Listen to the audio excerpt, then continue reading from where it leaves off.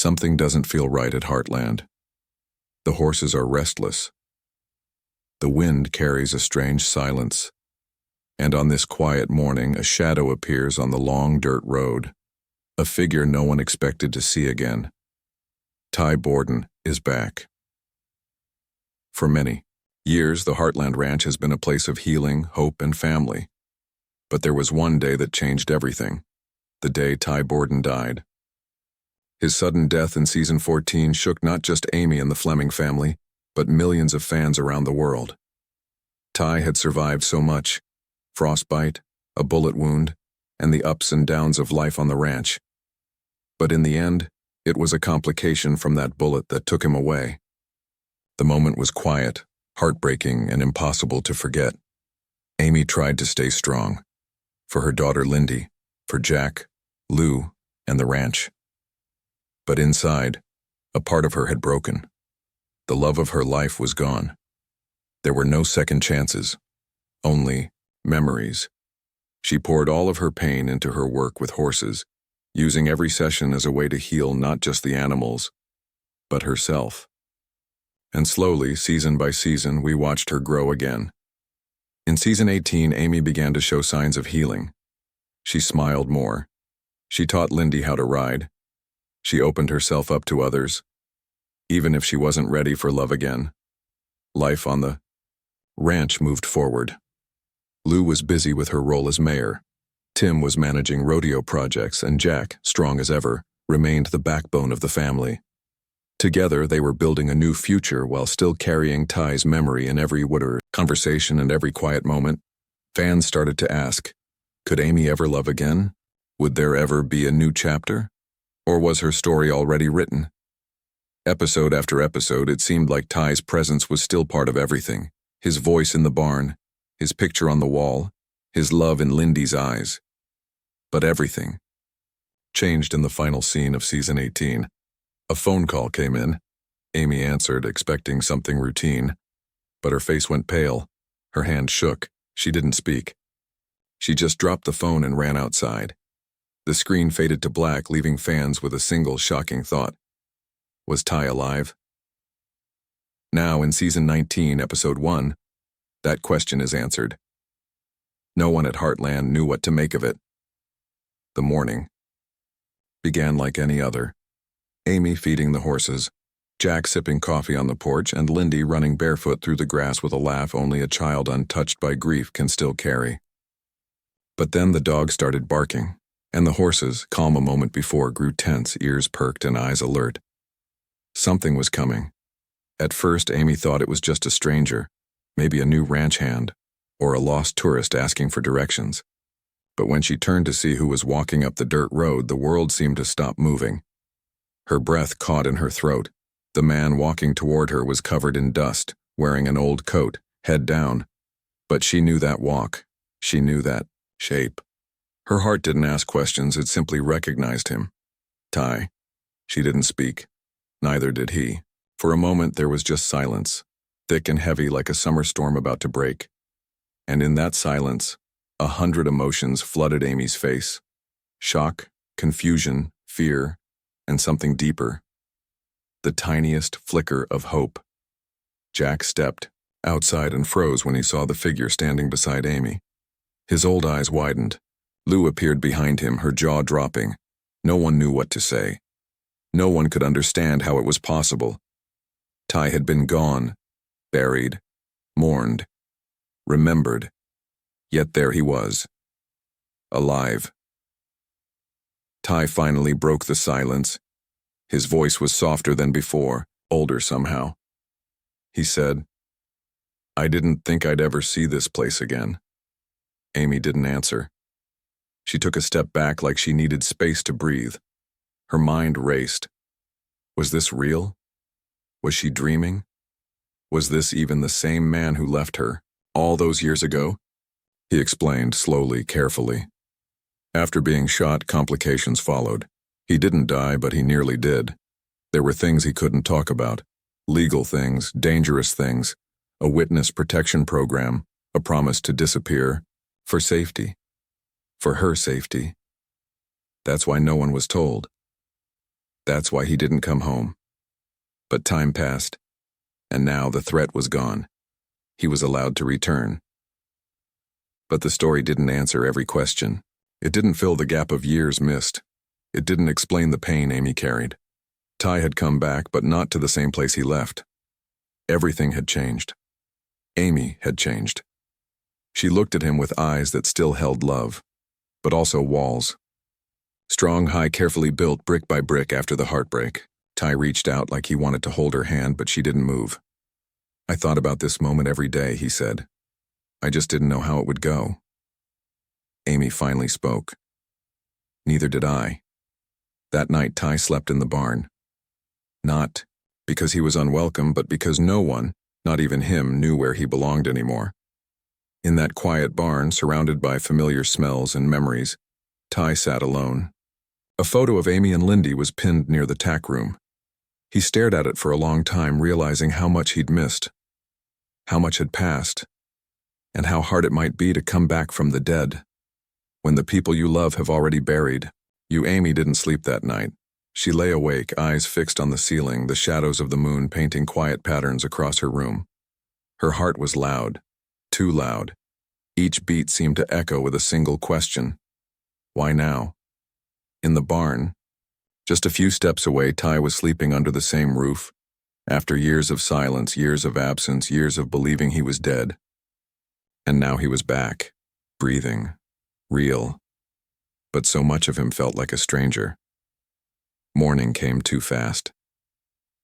Amy moved through her chores like muscle memory, feeding, brushing, checking the horses. But her mind wasn't in the stables. It was still, in the past, still trying to stitch old memories with this impossible present. When she walked into the kitchen, the house was unusually quiet. Jack sat at the table, his coffee untouched. Lou stood by the window, arms crossed, eyes distant. The mood was heavy, confused, guarded, like no one wanted to say what they were thinking. He's really here, Lou finally said. Her voice wasn't angry, but it wasn't soft either. How are we supposed to just accept that? Jack sighed, staring at the floor. Sometimes life hands you things you can't make sense of. Doesn't mean they're not real. Amy said nothing. Because the truth was, she didn't know what to feel. She had mourned Ty, let go, fought through the fog of grief, and rebuilt a life for her and Lyndy. Now, standing in the same kitchen where they once laughed and dreamed, she didn't know where the past ended and the present began. Later that day, Lyndy met him. Amy had waited, unsure whether to prepare her daughter for a shock or to protect her from something she didn't understand. But Lyndy, curious and full of questions, wandered into the barn with that fearless innocence only children have. Ty looked up, startled at first. And then he saw her, taller now, her eyes a mirror of Amy's, her energy wild and unshaped. For a moment he forgot to breathe. "Hi," Lyndy said. He knelt down slowly. "Hi. Are you the man in the pictures?" she asked, tilting her head. Ty smiled, eyes wet. Yeah, I guess I am." Lyndy stepped closer. "Mom says you were her favorite person." Amy had been watching from a distance. Her chest tightened. She wanted to step in, to say something, to make it easier. But how do you step into a moment like that without breaking it? That evening, the family gathered around the dinner table, for the first time since Ty's return. The air was thick with unspoken things. Jack tried to lighten the mood with a story about an old horse that once outran a thunderstorm. Tim asked Ty if he still knew how to ride. Lou didn't say much, but her eyes watched everything. Amy sat next to Lyndy across from Ty. Every glance between them was loaded. Not hostile, not warm, just full of questions that would take more than one meal to answer. After dinner, Amy stepped outside and stood on the porch alone. The wind had picked up. The sky was full of stars. And for a long time, she just stared at the horizon. Ty came out quietly and stood beside her. He didn't speak. She didn't either. But the silence wasn't as sharp now, just unfinished. I'm not asking for everything to go back the way it was, he said softly. I just want to be part of whatever comes next. Amy didn't look at him, but she nodded, just once. Maybe it wasn't forgiveness, maybe it wasn't understanding, but it was a beginning, and sometimes that's all you can ask for. The scent of rain lingered in the air the next morning, though the clouds had already passed. Heartland was calm, almost too calm, like the land itself was holding its breath, waiting for what would happen next. Amy was in the paddock, brushing one of the younger horses. Her hands moved slowly, rhythmically, as if grounding herself in something she could still control. The past few days had felt like someone had opened an old wound and poured both salt and sunshine into it. It hurt, but it also reminded her she could still feel. Then a car pulled up near the front gate. Amy barely noticed at first. Heartland always had visitors, clients, delivery trucks, neighbors. But the moment the door opened and a woman stepped out, everything shifted. She was tall, confident. Her eyes scanned the ranch with quiet familiarity. Not the nervous kind of look you give when you're lost, but the kind you give when you're returning to a place you've already imagined. Ty walked up from the barn, noticed her, and didn't hesitate. He smiled, not just a polite smile, a soft, knowing smile, the kind Amy used to know by heart. And the woman smiled back. Amy stood still, not angry, but locked in place by the sudden truth. Ty hadn't come back alone. Her name was Elena, a veterinarian Ty had met during his time away. According to him, she helped him heal physically and emotionally. She knew his story, knew the parts Amy hadn't heard yet, and she had come to Heartland with him because he didn't want to leave her behind. Amy didn't speak to her that day, not because she didn't want to, but because she didn't trust her voice, not yet. That night she sat alone in the loft looking through old photos, her and Ty at their wedding, Lyndy's first steps.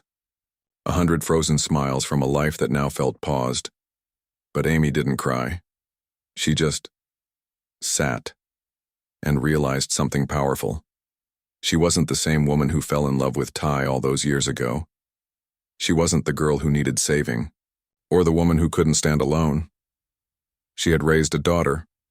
She had carried a family. She had healed horses and broken people. She had survived grief, loss, and the slow work of learning how to breathe again. Ty's return wasn't just about him. It was about her. About the life she had built in his absence. About the strength she had grown in the silence he left behind.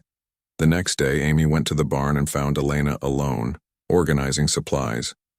For a moment, they stood in silence. Then Amy spoke. "You don't have to prove anything to me," she said gently. "If you helped Ty when he needed someone, I'm grateful." Elena nodded. "I didn't come here to take anything from you. I just came to understand the part of him I never got to know."